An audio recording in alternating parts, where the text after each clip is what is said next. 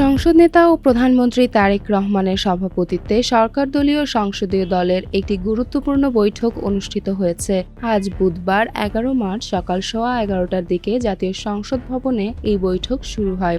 সংশ্লিষ্ট সূত্রে জানা গেছে, বৈঠকে সরকারদলীয় সকল সংসদ সদস্য এবং মন্ত্রিপরিষদের সিনিয়র সদস্যরা উপস্থিত ছিলেন। বৈঠকে সরকারের ভবিষ্যৎ কর্মপরিকল্পনা, চলমান উন্নয়ন প্রকল্পগুলোর অগ্রগতি এবং নিজ নিজ নির্বাচনী এলাকায় সাধারণ মানুষের সমস্যা সমাধানে সংসদ সদস্যদের আরও সক্রিয়ভাবে সম্পৃক্ত করার বিষয় নিয়ে বিস্তারিত আলোচনা হয়। পাশাপাশি নির্বাচনী ইশতেহারে দেওয়া প্রতিশ্রুতিগুলো দ্রুত বাস্তবায়ন, জনপ্রতিনিধি হিসেবে জবাবদিহিতা নিশ্চিত করা এবং দুর্নীতিমুক্ত জনবান্ধব প্রশাসন গড়ে তুলতে সংসদ সদস্যদের দায়িত্বশীল ভূমিকার উপর জোর দেন প্রধানমন্ত্রী।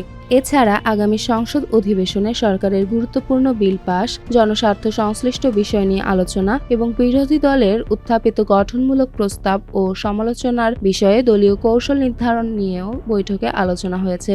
সভায় সরকারদলীয় চিফ হুইপ সহ অন্যান্য হুইপ ও সংসদ সদস্যরা উপস্থিত ছিলেন। যেমন ফারিয়া, জনকণ্ঠ।